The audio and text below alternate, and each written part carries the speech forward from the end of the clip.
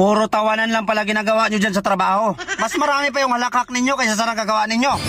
Para kayo mga kiniliti na kambing dyan. Imbis na magtrabaho, magtawanan. Naku naman. O nang dahil dyan, sige, dagdagan natin ang sweldo ninyo. Pati allowance ninyo. Yan ang gusto ko sa mga trabahante ko. Masayahin. Diba? Kahit na wala nang nagagawa, ang importante nakangiti. Sige na ha. O kung gusto nyo, mag-undertime na lang muna kayo. Tuloy-tuloy nyo yung ligaya ninyo. Magkuha lang kayo ng pera dyan sa office. Sige na, good boss tayo eh.